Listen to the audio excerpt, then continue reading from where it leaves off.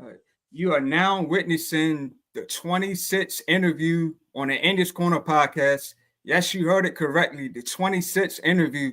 I'm your host, Todd Finney himself. In the building with me, I got a very special guest. Ladies and gentlemen, please welcome Tony Jetter of Jetter Promotions. Tony, how you doing? Good. I'm doing really good. Thanks for having me on, Todd. Yeah, I really appreciate this opportunity. I've interviewed a couple guys, that signed with you, but to have the opportunity to, interview the man behind it, I'm greatly appreciated. hmm it's we're always it's always good to get the word out of what we're doing, what we're about, and the guys that we have under contract. All right. So before we get into, the promotion questions, tell us a little bit about your upbringing and how you got into the sport of boxing. I went to the Boys and Girls Club in the Laurel Boys and Girls Club. I started boxing there, where I had 100 amateur fights. I was a two-time open class Washington D.C. Maryland Golden Gloves champion, and then I turned pro, and the rest is history. I had 28 pro fights, fought for a world title, fought for a silver world title. I was world rated, had a couple regional titles, so it was good. And Wow. then during my pro career, we started promoting while I was boxing, and once I aged out of boxing, we just went right into promoting. And now we have a really good stable of fighters. Emmanuel Lean, Mike Fox, Ahmad Jones, Joe Veazey, Brandon Chambers, Ezra Turner, Micah Terrell, like all these, Victor Williams, AJ Williams, all these guys, Dutnell, all these guys are like high level kids or young men that are ready to, move to the next level.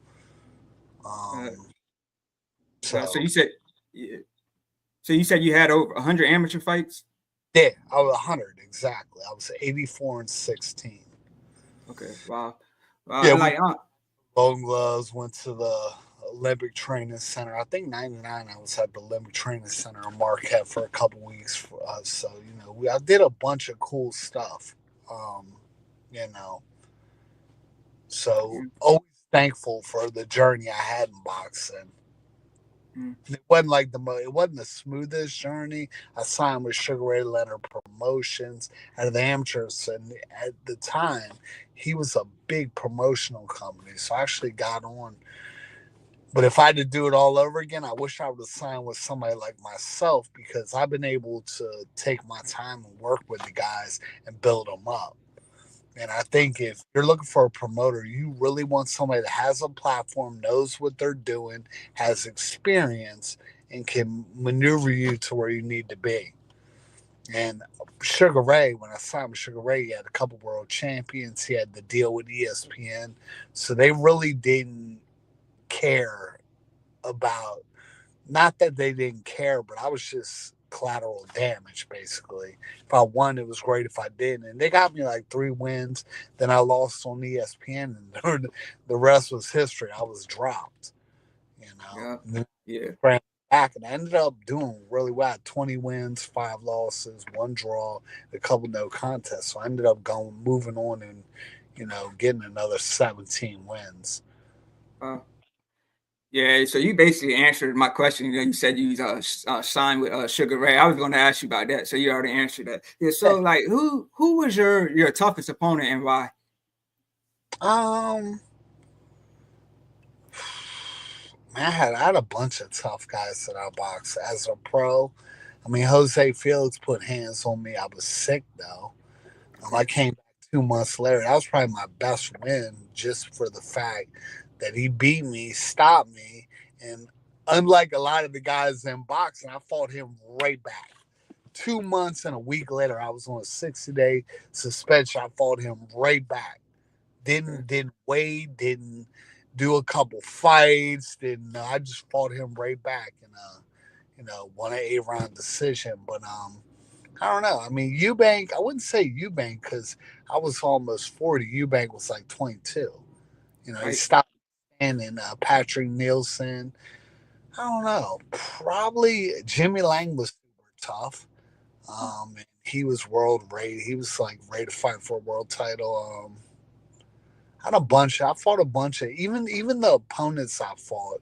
Like now that we're into promoting and matching these kids up, some of the guys I fought were tough opponents. James Cedric, there was a bunch of guys that I fought coming up as I was trying to get to the next level that were really really tough guys. Right. Yeah, and so a lot of boxers, after they retire, they some branch off to being trainers, some branch off to commentating. Like, what made you want to like become a promoter? Yeah, most guys go to training. You're right. Like me, I want to build a world champion. I don't, and I Right, know how to fight. I know how to throw a jab. I mean, right, but I'm trying to build a champion. My mind and how my mind works. I feel like I can do that. mm, And we have a bunch of good guys. Like I said, Emmanuel Leem, so close. Mike Fox, so close. Ahmad Jones, Jovi, all these kids or these young men that I have are right at a point where they can go. And I feel like my knowledge, and the good thing about me is I was a pro fighter before. A lot of these guys have never thrown a punch in their lives that are in, like on the promotional side or matchmaker or whatever, but mm, I have. I've had to right, had to, sell tickets. I've had to, fight and not get. I mean, there's just I've done every aspect of boxing. We've done.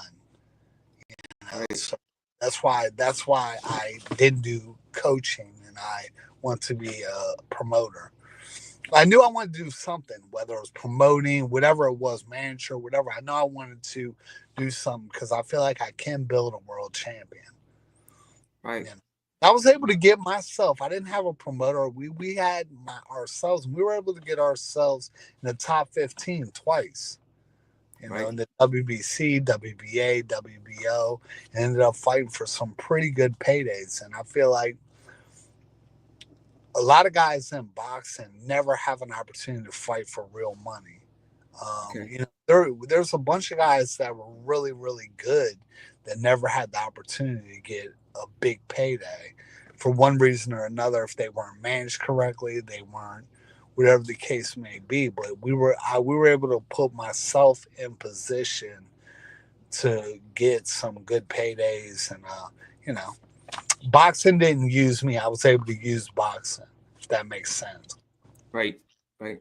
Yeah, so you've been putting on shows sent together since like 2017. You put on a lot of cards every year. 2008. we started. 2008. Wow. We've Okay. been no 2008. We have 16 years of promotional experience. Okay. Wow. So, like, what's your toughest role as being a promoter? I mean, it's all tough. Everything Okay. about promoting is super tough. Mm. Wow. Boxing is to promote pro boxing is wicked tough because you could easily lose 50, 60, 70,000 fast, quick. Wow. You can make money too, but it's difficult to do. So I feel like every aspect of promoting on the pro level is very tough, very, very. And people that get into it and think they can do it, good for them. But it's difficult. Okay. Emmanuel Alim, he's the main event on your cards. Like, he had a last minute replacement. Like, how hard is it to, try to find an opponent at the last minute? Tough. Mike Fox. We made Mike Fox's fight 2 days before the weigh-in. I mean, Uh, day before the weigh-in, we flew the kid out from Texas, got his blood work. So we flew the kid out Thursday. He weighed in Friday, got his eyes fought Mike Saturday. And that kid that Mike fought didn't have a good record, but he was on the Cuban national team. He was every guy he had fought was undefeated. Look at his uh, record. uh, Crazy. yeah. So yeah, it's difficult, super Right. difficult. But we are a real legit promotional company, and we were able to put Emmanuel Leem in a excellent excellent fight. And that was a good fight. I felt like Yeah. man way up. One judge had Emmanuel winning 6-2. One judge had it even, and one judge had the other guy winning 6-2, which is crazy. When they're off like that, something's wrong. And I felt like everybody felt like, and I felt like a man was way ahead. He was Right. boxing. His jab was good. He had good defense. Um, but yeah, it's difficult Uh, to do that. You have people we have people that are part of Jetter Promotions that are um, we know what we're doing. We were able right. to put together. A lot of these cards, man, fight falls out, they don't fight.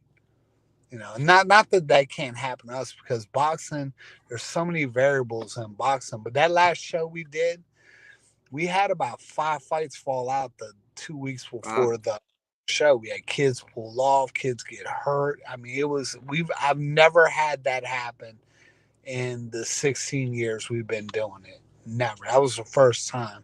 The main event, the co-main event, multiple undercard fights. I mean, Rashid Wright pulled out 2 days before. Victor Williams, had an injury. So we just have multiple things go on at the very end. But we were able to, you know, put it together and have an incredible card. The card was great. Like a lot of people Yeah. told us it was probably our best card. Yeah.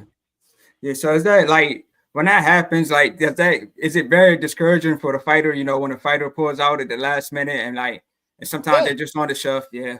Wow. yeah, no, of Yeah. course. I mean, you gotta Yeah. think they train for a certain fight, but true professionals can keep it moving. Like they don't like they're disappointed, then you get your shit back together and keep moving forward. You know, the Right. guys we work with are professionals. Okay. And Mike Fox, everybody said Mike Fox is going to be the hardest guy to match. Blah blah blah. He's both times have fought on my card, no problem. You know, we Right. had a problem this time, but we made it work. If that makes sense. You know, Right. Mike Fox is a 10 round, 12 round, 8 round fighter, but we had to, the fight he fought wasn't the fight he was looking for, but he was able to continue to get work because he hadn't fought in a couple years. And then we had got him a win on his last show, and this is more activity. And I feel like Mike's going to challenge for a world title again. Okay. All right. And like, so do you still do police work? And if so, like, how do you balance with police work with boxing, being a promoter? Yeah, no, I still work a job, so it's difficult. A lot of people, we do our shows and then I go to work Monday. A lot of people don't. Uh, Um, but you know, yeah. you just got to figure out how to do it and what to do, and what's important and what's not in your life. I got kids, I got a wife, we have a big life Right. outside Wow. of the social game, but promoting takes up a ton of time. Wow. But Wow. well, I'm thankful. I'm thankful to be a part of it. I'm thankful because we've been able to meet a bunch of people. We've been able to do a bunch of cool things. And like I said, I am going to make world champions. I Right. truly believe that the group we have right now, somebody's going to hit, whether it's Aleem, Fox, Ahmad Jones, somebody's going to hit, Brant Chambers, somebody's going to hit and make it past the line where they are. Um, Right. So like Brody Chambers, I see he won a title at the last fight. Like, is he somebody you discovered like before police work, or did you find him like doing police work? so we did a bunch of amateur fights, and Chambers fought a couple times on the amateur fights we did.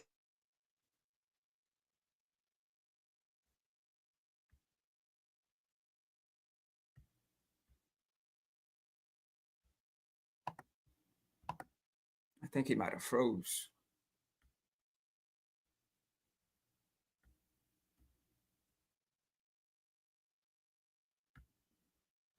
If you could still hear me, just come out and come back in.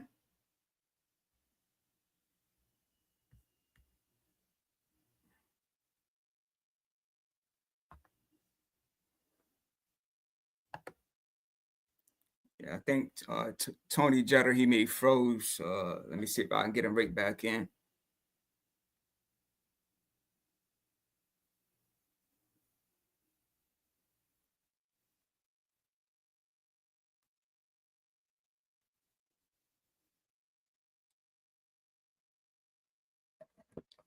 Yeah, that's Tony Jeter, man. Salute to him, for coming through. Tony Jeter, Jeter Promotions, has been putting on, had about 3 or 4 boxing events this year right here in Maryland. So, salute to him for, doing awesome work, keeping his fighters busy.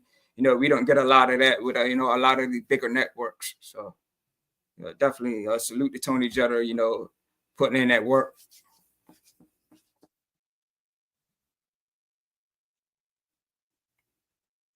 I have no idea what happened. Somebody could have called him, but I'm trying to get him back in right now. So just stay tuned.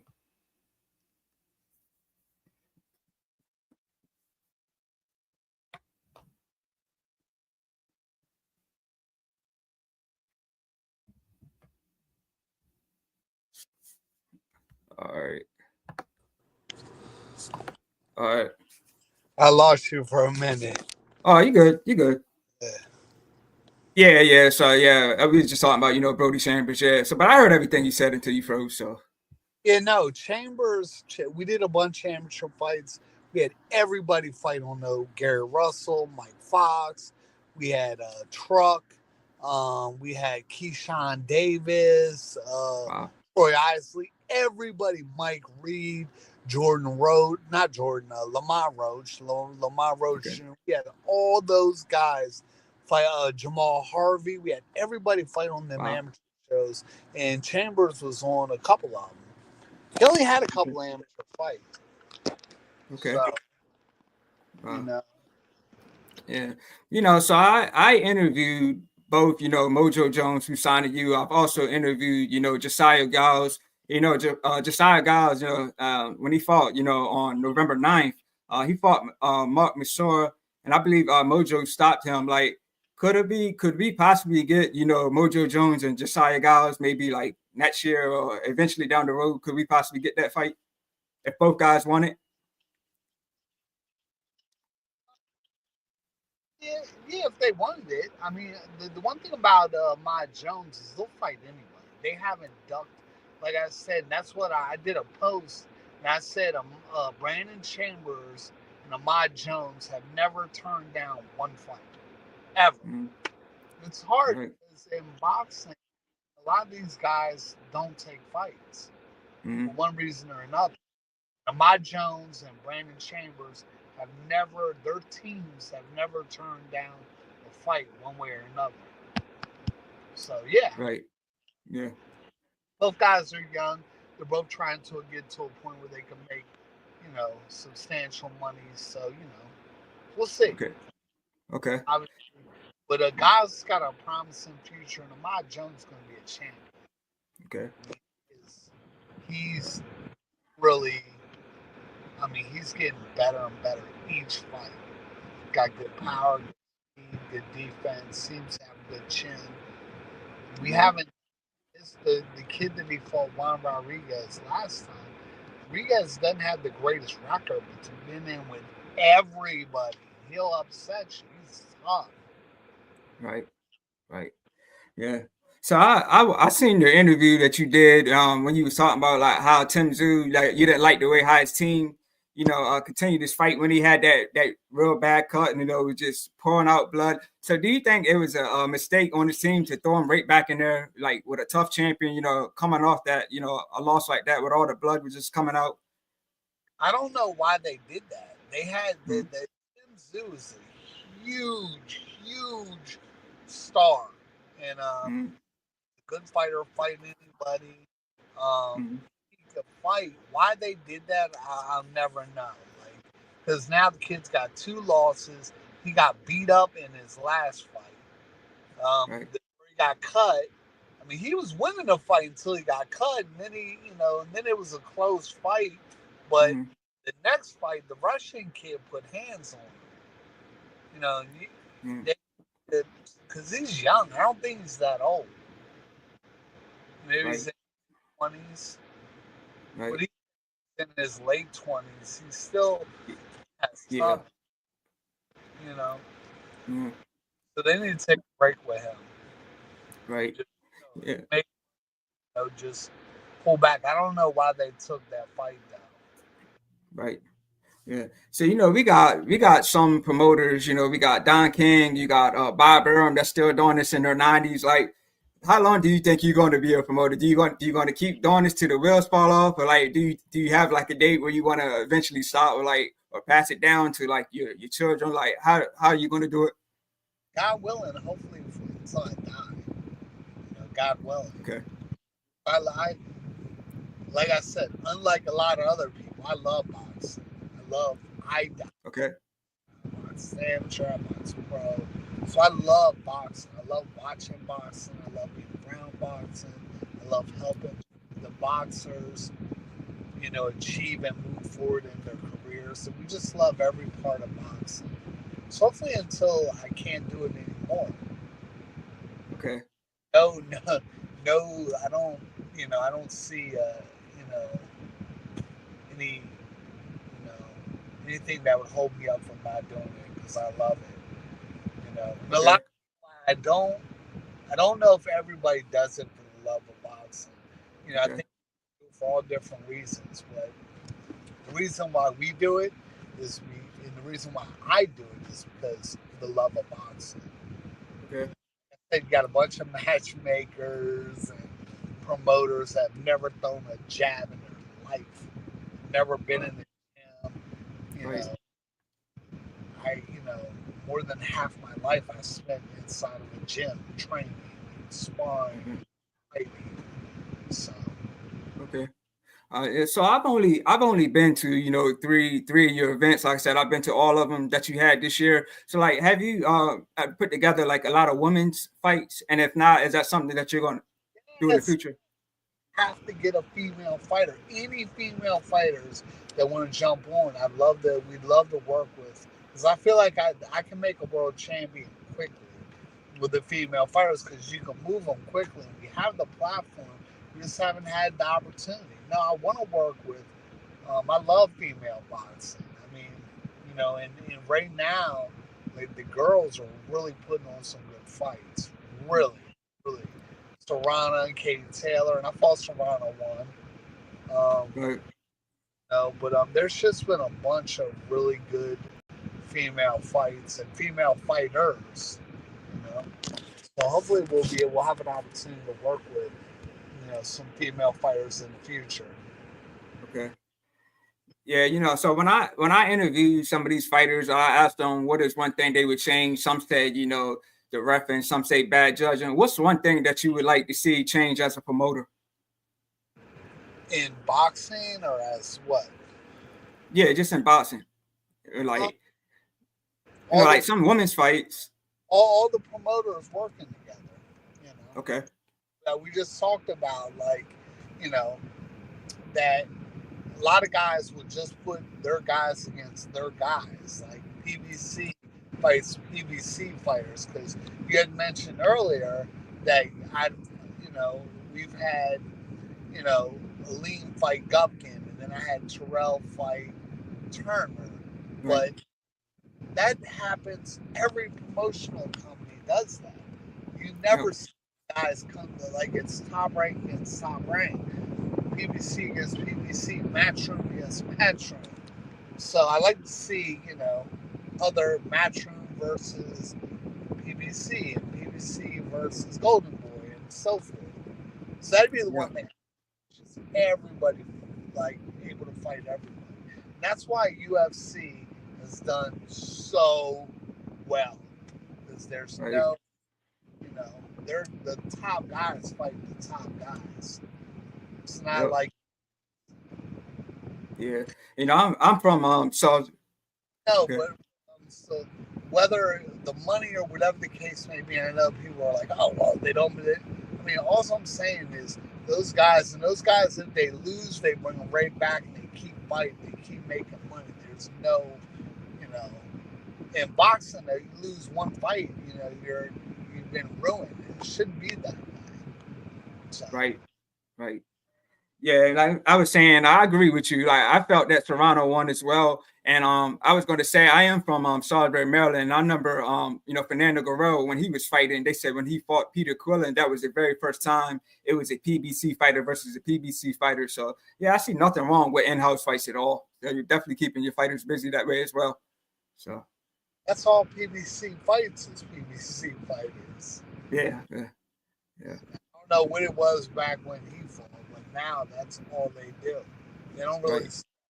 decide unless it's like for a title or something. Okay. Even they don't really. But we haven't had a lot of PBC fights. So Yeah, a couple years ago, they were doing 20, 30 fights a year. Now I think yeah. Yeah, yeah, they're definitely not keeping the fighters busy. So I got one comment in the comment section. Ryan Hanley, he's tuned in. He says, "Who do you think is the pound for pound best boxer right now?"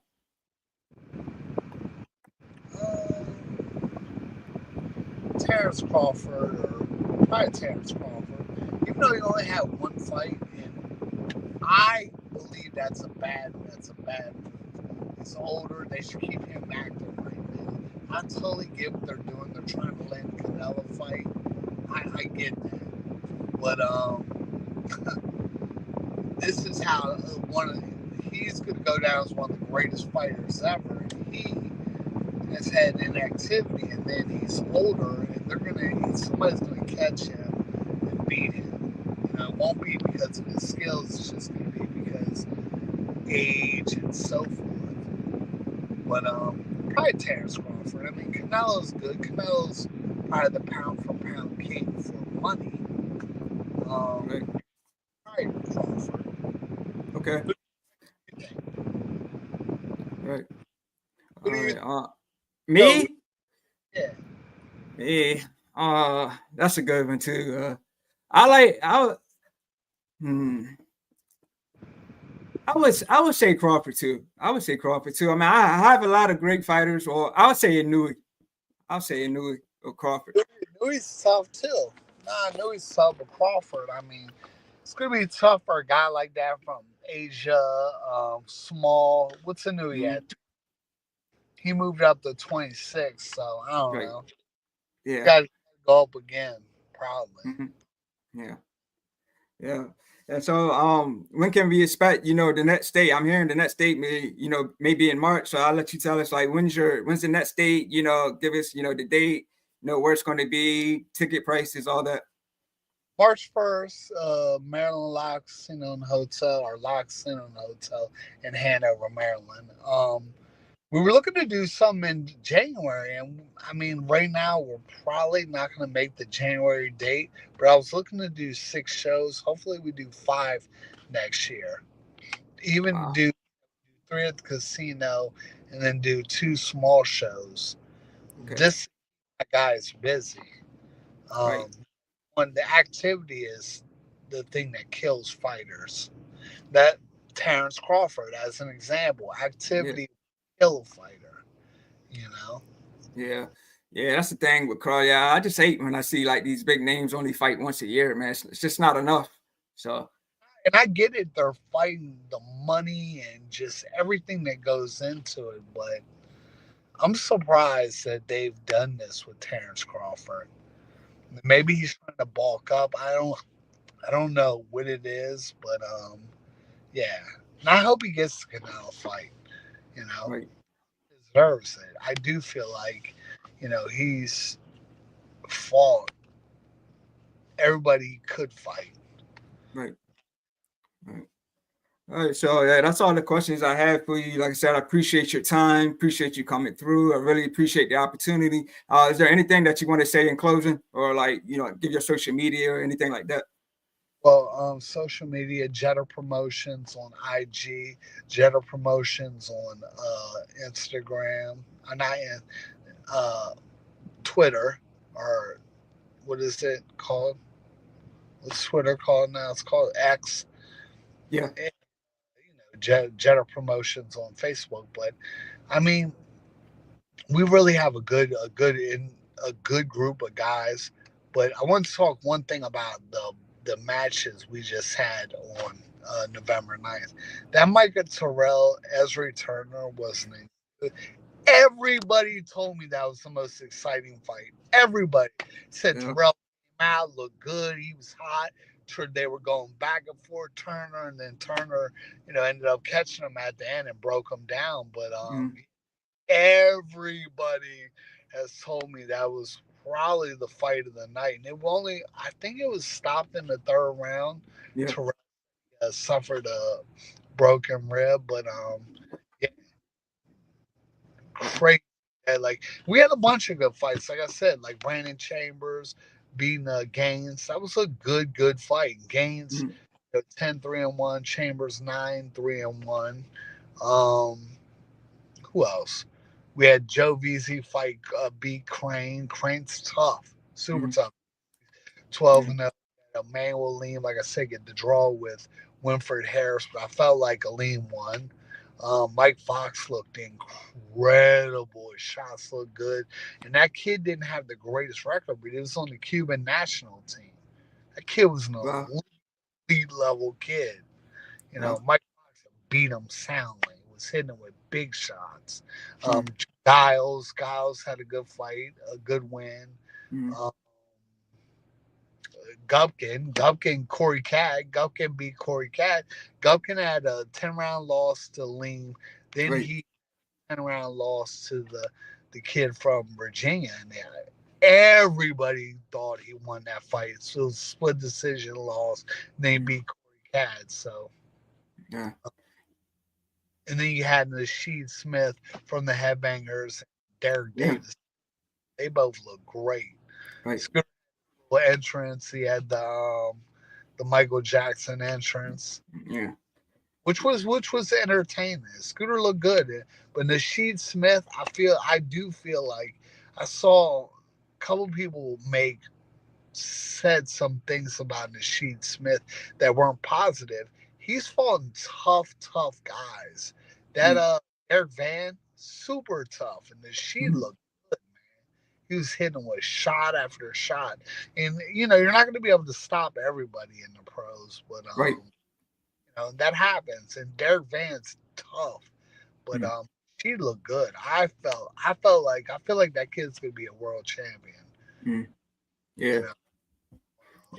know, they're both from the Headbangers. Who else do we have on there? I know you had 10 fights total, and I just want to add to what you were saying.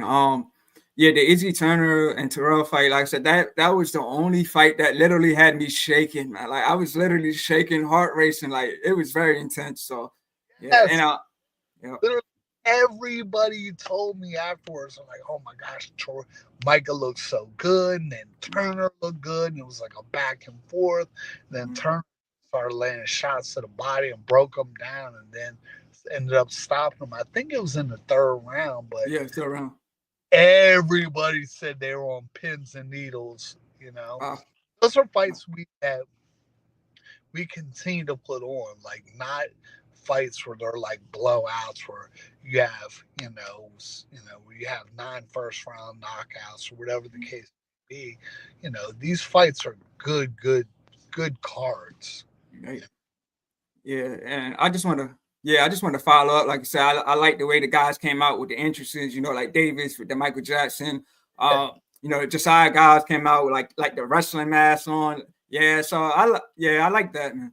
Chambers had the Spider-Man mask. Yep. Yeah. So yeah, like I like those events, man. It's just like it kind of gives like a WWE kind of feel a little bit. So, and I also want to add, I like the fact how like after each bout was over, the next fighters were already walking out, so like the flow was real smooth. So I like what you're doing, man.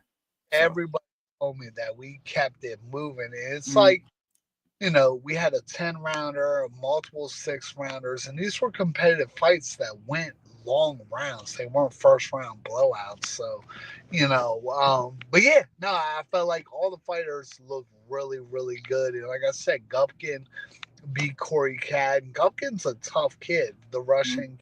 He lives in Northern Virginia. He's trained by Ronnie Passero. So yeah, really, really good show. and we're super happy, and we're just looking to even do better on our next show. Okay. All right. So like I said, man, I appreciate taking your time, to do the interview. Like I said, man, awesome promoter, putting together awesome shows. Can't wait to next year, and I'll definitely be in the building at the 10. 16 years we've been doing it. We've had multiple guys fight on our show and go on to win world titles. We've done some really big things. We've had kids, get world rated, fight for big, bigger purses and so forth. So we're just going to continue to do what we're doing, but we do want a female fighter.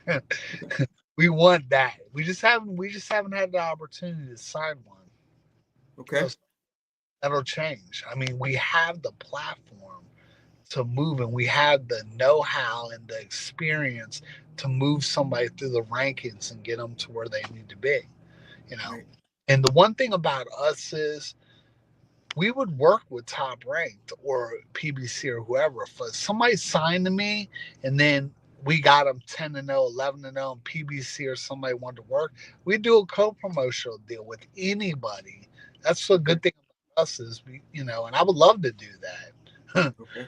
Because then they would take we'd start them in the beginning, get them to where they need to be, and then somebody else would jump in, Right. push them forward. All right. All right. So, like I said, man, again, thank you for your time. Like I said, I'm gonna definitely be in the building for the next one in March 1st. So, you guys, y'all just witnessed, the 26th interview on the Indians Corner podcast. Follow Tony Jetter, on Instagram, Jetter Promotions. You guys can follow me, on Instagram, The Legend 3347. I'm on Facebook, it's Todd Finney. Again, you guys just witnessed the 26th interview on the Indians Corner podcast. On that note, we out.